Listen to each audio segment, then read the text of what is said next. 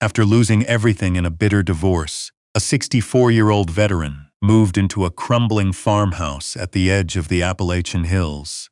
No electricity, no running water, just silence and ruin. But 3 days later, his German shepherd started digging beneath the root cellar floor, and what that dog uncovered had been sealed underground since the Civil War. When Glenn Pryor stepped out of the courthouse in Lexington, Kentucky, on that gray November afternoon, he carried nothing but a manila envelope and a leash. The envelope held the final divorce decree. The leash held Sarge. That was everything. 31 years of marriage, reduced to paperwork and a dog. The courthouse steps felt longer going down than they had going up. Glenn's boots hit each one slowly. Behind him, the heavy wooden doors closed with a sound that reminded him of a casket lid shutting. He didn't look back. Before we begin this incredible story, tell me in the comments, where are you watching from today? The parking lot was half empty. A cold wind pushed dead leaves across the pavement in circles. Glenn walked toward his truck, a 2004 Chevy Silverado, with rust climbing both fenders and a crack running across the windshield that he'd been meaning to fix for 3 years. Sarge walked beside him. The German shepherd moved with the quiet discipline of a dog who had spent years reading his owner's moods. Right now, those dark brown eyes kept glancing up at Glenn's face, checking. Glenn opened the passenger door. Sarge jumped in without being told. Across the lot, a silver Mercedes pulled out of a reserved space near the entrance. Glenn recognized the car. He recognized the woman sitting in the passenger seat even more, Marilyn. Her window was halfway down. She was laughing at something the driver said. The driver was Derek Nye. 46 years old, owned 3 car dealerships in central Kentucky. Wore shirts that cost more than Glenn's monthly pension check. Derek had been Marilyn's friend from the gym for 2 years before Glenn found the hotel receipts tucked inside a yoga mat bag. The Mercedes slowed as it passed Glenn's truck. Marilyn noticed him. For a moment their eyes met. She didn't wave. She tilted her head slightly, the way someone looks at an old couch sitting on a curb with a free sign taped to it. Then Derek honked twice, short, cheerful taps, and the Mercedes accelerated onto the main road. Glenn stood beside his truck for a long time after they disappeared. Sarge pressed his nose against the inside of the windshield and whined softly. Glenn climbed in and sat behind the wheel. He placed the manila envelope on the dashboard. Inside that envelope, a judge had given Marilyn the house in Lexington, the savings account, the retirement fund, and the lake property in Tennessee where they used to spend summers. Glenn received one thing, a 40-acre parcel in Breathitt County, deep in the eastern Kentucky hills. The land had belonged to his grandfather, a coal miner named Asa Pryor, who bought it in 1951 with cash he'd saved over 20 years of working underground. When Asa died, the land passed to Glenn's father. When Glenn's father died during Glenn's second deployment to Iraq, it passed to Glenn. He had never lived there. He had visited once, maybe twice, as a boy. All he remembered was a leaning farmhouse surrounded by hills, so steep they blocked the sun by 4 in the afternoon. Marilyn's attorney had called the property functionally worthless during the hearing. No utilities, no paved road access, no improvements of any kind. Assessed value, $11,000. Marilyn herself had been more direct. During their last conversation before the court date, she'd said, "You're welcome to your little shack in the woods, Glenn. Maybe you and that dog can keep each other warm." Glenn started the truck. The engine coughed twice before catching. He looked at Sarge. The dog looked back with those steady, patient eyes. "Well," Glenn said quietly, "let's go see what we got." The drive took 3 hours. State gave way to state highway. State highway gave way to county road. County road gave way to gravel. And gravel gave way to a dirt track so narrow that tree branches scraped both sides of the truck like fingers trying to hold him back. The hills rose around them, covered in bare hardwoods and dark stands of pine. November had stripped most of the color from the forest. What remained was gray bark, brown earth, and a sky the color of old dishwater. Sarge sat upright the entire drive, watching through the windshield with the focus of a soldier scanning unfamiliar terrain. Glenn had found him 8 years ago at a military kennel in Fort Campbell. Sarge had been a working dog whose handler was killed by an IED in Kandahar. The dog had refused to bond with a new handler. They were going to put him down. Glenn, freshly returned from his own final tour, with shrapnel scars still healing along his left shoulder, had walked into that kennel and knelt in front of the cage. Sarge had looked at him for a long time. Then the dog had pressed his nose through the chain link and touched Glenn's hand. They hadn't been apart since. The farmhouse appeared just before sunset. Glenn eased the truck to a stop and killed the engine. For a moment, neither of them moved. The building sat in a small clearing between two ridges. It was worse than Glenn remembered. The front porch had collapsed on one side, pulling the roofline down with it. Clapboard siding had turned the color of old bone. 2 windows on the ground floor were broken. The chimney leaned at an angle that suggested one good storm would finish it off. Behind the house, a small root cellar door poked up from the ground at an angle, half buried in dead leaves and wild grapevine. Glenn let out a slow breath. Marilyn wasn't wrong about this one. Sarge whimpered and pawed at the door handle. Glenn let him out. The dog hit the ground and immediately went to work, nose down, circling the property in widening arcs, cataloging every scent the way a soldier catalogs every exit in a room. Glenn stepped out and stretched his back. The air hit him immediately. Cold, sharp, carrying the smell of wet rock and pine resin, and something deeper underneath. The old mineral smell of Kentucky earth, coal dust and limestone and creek water all mixed together. Silence pressed in from every direction. Not the empty silence of a hospital room or a courtroom. This was a live silence. Wind in bare branches. A creek running somewhere below the ridge. A woodpecker hammering far off in the hollow. Glenn grabbed his duffel bag from the truck bed and walked toward the house. Each step on the uneven ground reminded his knees that 64 was not 34. He climbed the porch carefully, testing each board. The front door was swollen shut. He shouldered it open. The smell that rolled out was decades of neglect. Mildew, mouse droppings, rotting wood, cold stone. Inside was one large room with a kitchen area and a stone fireplace that took up most of the back wall. A narrow staircase led to a loft. The floor was bare pine planks, warped and gray. A wooden table sat in the center of the room, still standing somehow, with 2 chairs that looked ready to collapse. Glenn set his bag down and looked around. The fireplace stones were still solid. The walls, despite the exterior damage, were thick hand-hewn logs beneath the siding. Whoever built this place had known what they were doing. Sarge appeared in the doorway, sniffed the interior thoroughly, then walked to the fireplace and lay down beside it, as if he'd already decided this was home. Glenn almost smiled. At least one of us is optimistic. That first night tested both of them. Glenn got a fire going in the stone hearth, using deadfall branches and a lighter he kept in his truck's glove box. The flames pushed the damp chill back enough to make the room survivable. He ate cold canned soup sitting on the floor beside the fire. Sarge lay next to him, close enough that Glenn could feel the warmth of the dog's body through his jacket. Around midnight, Glenn woke to his own heartbeat hammering. The dream had come again. The convoy rode outside Fallujah, the flash. The sound that wasn't really a sound but a pressure wave that turned the world white. Men screaming, metal twisting, the smell of burning diesel, and something worse. Glenn sat up fast, gasping. His hands were shaking. Sarge was already there. The dog had moved during Glenn's nightmare and was now pressing his full weight against Glenn's chest, breathing slowly, steadily, like a metronome made of muscle and fur. Glenn wrapped his arms around the dog's neck and held on. The farmhouse came back into focus. Fire crackling, wind outside, old wood settling. "Okay," Glenn whispered. "Okay." Sarge didn't move until Glenn's breathing matched his own. The next 3 days were nothing but work. Glenn patched the roof with tar paper and scrap lumber from a collapsed outbuilding behind the house. He boarded the broken windows. He cleared the chimney flue with a long branch and a piece of wire. He hauled water from the creek in a 5-gallon bucket.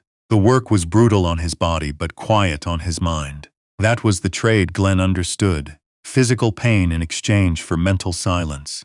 A fair deal, as far as he was concerned. Sarge helped in his own way, carrying smaller sticks, alerting Glenn to the black snake living under the porch, and standing guard while Glenn worked on the roof.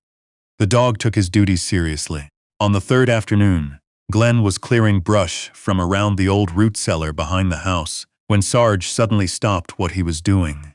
The dog had been sniffing along the foundation stones, something he did several times a day. But now his whole body changed.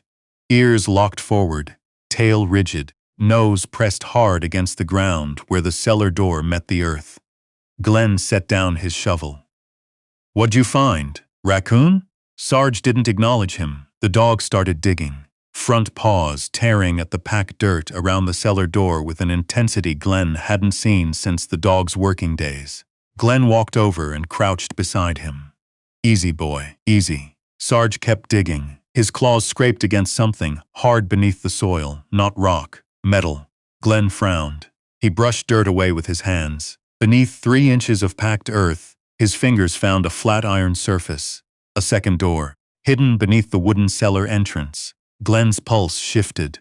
He pulled the rotting wooden cellar door aside completely. Beneath it, set into a stone frame, was a heavy iron hatch with a ring handle, green with age. The kind of hatch that hadn't been manufactured in 150 years. Sarge barked once. Sharp. Excited. Glenn grabbed the ring and pulled. The hatch didn't move. He braced his boots against the stone frame and pulled harder. Rust cracked, ancient hinges groaned. The hatch lifted 6 inches, then a foot, then swung open with a deep metallic clang that echoed down into darkness below. Cold air rose from the opening. Not damp cellar air, dry air, sealed air. Air that had been trapped underground for a very long time. Glenn pulled a flashlight from his belt and aimed the beam downward. Stone steps descended into the earth. Walls lined with hand-laid rock. The passage was narrow but well-built. "Stay close," Glenn murmured. Sarge was already on the first step. They descended together. The passage went deeper than Glenn expected. 12 steps, maybe 15, before leveling into a chamber roughly 10 feet wide and 20 feet long. The ceiling was low enough that Glenn had to duck slightly. The flashlight beam swept across the room. Glenn stopped breathing. Wooden crates lined both walls, dozens of them. Old, iron-banded, stamped with markings he couldn't read in the dim light. Against the far wall stood a heavy oak desk, and on it sat a leather-bound ledger, a brass scale, and 3 glass jars filled with something that caught the light and threw it back in tiny golden sparks. Glenn moved closer. He opened one of the jars with shaking hands. Inside were coins, gold coins. He lifted one and held it under the flashlight. The face of Lady Liberty stared back at him. The date read 1861. Glenn set the coin down carefully and opened the ledger.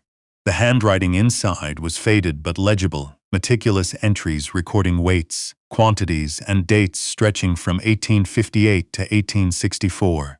The name on the inside cover read Silas Pryor, Breathitt County, Commonwealth of Kentucky. Glenn's throat tightened. Silas Pryor, his great-great-grandfather. A name he'd heard exactly once from his own grandfather Asa, in a story told beside a campfire when Glenn was 9 years old. Asa had said that old Silas was a Union sympathizer in Confederate territory, who had hidden provisions underground to keep them from being seized by rebel soldiers moving through the county. Glenn had always assumed provisions meant food or ammunition. He opened one of the wooden crates. Inside, wrapped in oilcloth that had preserved them remarkably well in the dry sealed air, were rifles. Civil War-era Springfield muskets still coated in their original grease. Another crate held officers' swords. Another held bundled documents, military correspondence, supply manifests, maps with hand-drawn troop positions along the Kentucky-Virginia border. Glenn sat down on the stone floor. Sarge sat beside him. "Good God," Glenn said quietly. Sarge wagged his tail. Glenn spent the next 2 hours carefully examining the chamber. The gold coins alone filled 3 jars and 2 leather pouches, hundreds of them, all pre-Civil War federal gold. The weapons were museum pieces. The documents were the kind of primary source material that historians built careers around. Glenn carried one coin and one document back to the surface. He locked the iron hatch and covered it again. The next morning he drove to Jackson, the nearest town with more than a gas station. He found a small antique shop run by a woman named Pauline, who peered at the coin through a jeweler's loupe for a full minute before setting it down very carefully on a velvet cloth. "Where did you get this?" she asked. "Family property." Pauline looked at him over her glasses. "Mr. Pryor, this is an 1861 double eagle. $20 gold piece? In this condition?" She paused. "One coin like this is worth somewhere between $3,000 and $5,000. Glenn thought about the hundreds of coins sitting in that chamber. "And the documents?" he asked. Pauline studied the military correspondence he'd brought. Her hands trembled slightly. "You need to talk to the history department at the University of Kentucky. This is Civil War provenance material. If there's more where this came from, you're looking at something significant." Glenn drove home in silence. Sarge sat beside him, watching the hills roll past. Over the following weeks, Glenn moved carefully. He contacted a Civil War historian at UK named Dr. Irene Blackwell, who drove out to Breathitt County and spent 2 days in the underground chamber with white gloves and a camera. When she emerged the second evening, she sat on the porch steps and didn't speak for a long time. "Mr. Pryor," she finally said, "this is one of the most complete Union supply caches ever found in the border states. The documents alone rewrite parts of the Eastern Kentucky campaign. The gold," she shook her head. "Conservative estimate. The collection is worth somewhere north of $2 million. Possibly much more to the right museums and collectors." Glenn stared at the hills, turning purple in the dusk light. 2 million, maybe more, for land that Maryland's attorney had called functionally worthless. Sarge lay on the porch between them, tail tapping softly against the boards. Word spread the way it always does in small places, slowly at first, then all at once. A clerk at the county assessor's office mentioned something to a cousin. A worker at the university told a friend who told a reporter. Within a month, Glenn's quiet hollow in Breathitt County had been mentioned in 2 newspapers and a Lexington television segment. And that was when the silver Mercedes appeared on the dirt road. Glenn was splitting firewood when he heard the engine. He set the axe down and watched the car navigate the ruts and rocks with obvious difficulty. Sarge stood immediately, body tense, a low sound building in his throat. The car stopped. 2 doors opened. Marilyn stepped out first. She wore a wool coat that probably cost more than Glenn's truck. Behind her came Derek Nye, looking deeply uncomfortable in shoes that were never meant for dirt roads. And behind them, a third man in a charcoal suit carrying a briefcase. The attorney. Marilyn looked at the farmhouse, then at the hills, then at Glenn. "Hello, Glenn." Glenn said nothing. He rested one hand on Sarge's back. Marilyn managed a smile that didn't reach past her lips. "The place looks better than I expected." "What do you want, Marilyn?" Derek cleared his throat. "Glenn, we've become aware of certain discoveries made on this property. And our counsel believes, your counsel." Glenn's voice was quiet but steady. The attorney stepped forward. "Mr. Pryor, given that the property was part of a marital estate, there's a reasonable legal argument that any assets discovered on the land." "Stop." Glenn reached into his back pocket and unfolded a document. He handed it to the attorney. "Page 4. Paragraph 9. Read it out loud." The attorney adjusted his glasses and read silently. His face changed. Glenn helped him. "The inherited property located in Breathitt County, including all structures, improvements, and subsurface assets, is awarded solely to Glenn R. Pryor as separate, non-marital property per KRS 403190. The attorney lowered the paper. Glenn looked at Marilyn. "Your own lawyer agreed to that language. Subsurface assets. That means everything above the ground, below the ground, and anything buried in between." Marilyn's smile disappeared entirely. "You planned this?" "No," Glenn said. "I just read the paperwork, something you should have done before you laughed about it in court." Silence filled the hollow. Wind moved through the bare trees on the ridge. A crow called somewhere in the distance. Derek put a hand on Marilyn's shoulder. "Let's go." Marilyn stared at Glenn for a long moment. He saw something flicker behind her eyes. Not regret exactly, but the sharp recognition of a mistake that couldn't be undone. She turned and walked back to the car without another word. The Mercedes backed slowly down the dirt road and disappeared around the bend. Glenn listened until the engine sound faded completely. Sarge leaned against his leg and looked up at him. Glenn let out a breath he felt like he'd been holding for 31 years. "Yeah," he said, "we're done with that." The months that followed changed Glenn's life in ways he never planned. He sold a portion of the gold coins through a reputable auction house and donated the military documents and weapons to the University of Kentucky's Special Collections, where they became the centerpiece of a new Civil War exhibit. The sale brought in enough money to rebuild the farmhouse properly. New roof, plumbing, electricity from a generator, a real kitchen. But Glenn didn't stop there. The hills around his property were full of men like him, veterans who had come home from Iraq, Afghanistan, Vietnam, and found that home didn't feel like home anymore. Men sleeping in trucks, men drinking alone in rented rooms, men whose wars had ended everywhere except inside their own heads. Glenn used a portion of the money to build 4 small cabins along the creek below the farmhouse. Simple, solid structures with wood stoves and running water. He called the place Pryor's Hollow and put the word out through the VA office in Jackson. The first veteran arrived in January, a Marine named Owen Teague, 41, 2 tours in Helmand Province, divorced, living out of his car. Owen didn't say much that first week. He chopped wood, walked the hills, sat by the creek. Sarge seemed to understand exactly what Owen needed. The dog spent long hours lying beside him on the cabin porch, not asking for anything, just being there. By spring, 3 more veterans had come. By summer, 6. They worked the land together, clearing trails, maintaining the cabins, building a small workshop where a former Army mechanic taught basic carpentry. Glenn paid them from the remaining gold fund. Not charity, wages, fair ones.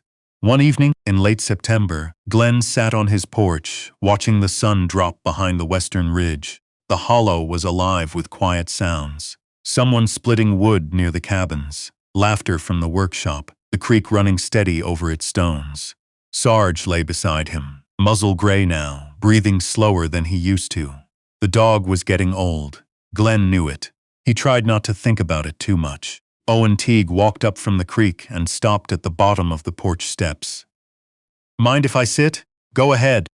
Owen sat on the top step and looked out at the hills. "You know what this place is, right?"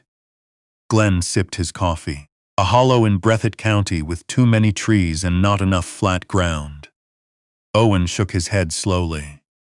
"It's the thing they promise you when you enlist, but never actually give you when you come home." Glenn looked at him. Owen continued. "A place where nobody asks what happened to you over there, where the work makes sense, where the dog doesn't judge you for waking up screaming at 2 in the morning." Glenn said nothing for a while. Then he reached down and scratched Sarge's ears. The dog's tail tapped the boards. "He found it," Glenn said quietly. "All I did was follow him." Owen smiled. "That's usually how it works with the good ones." The light faded. Stars appeared above the ridgeline, sharp and close the way they only get in places where no city light reaches. The cabins glowed softly through the trees. Somewhere an owl called twice and went silent. Glenn looked down at Sarge. The dog looked back with those same steady brown eyes that had watched over him through nightmares and courtrooms, and cold nights on bare floors. Eyes that had seen war and loss and still chose to stay. "You know what she called this place?" Glenn murmured. Sarge's ears shifted slightly. "A shack in the woods, not worth keeping." The wind moved through the hollow, carrying the smell of wood smoke and creek water, and the deep quiet of the Appalachian hills. Glenn rested his hand on the dog's warm neck. Turns out it was worth everything. Sometimes the greatest treasure isn't buried underground. Sometimes it's the thing that stays beside you when everything else walks away. Glenn Pryor thought he'd lost his whole life in that courtroom. But Sarge never left, and that loyalty, steady, unshakable, and given without condition, led them both to a second chance neither of them expected. Now I'd really like to hear from you. If you believe a loyal dog can truly change the course of someone's life, type 1 in the comments. If you believe every veteran deserves a place to start again, type 0. And tell us where you're watching from today.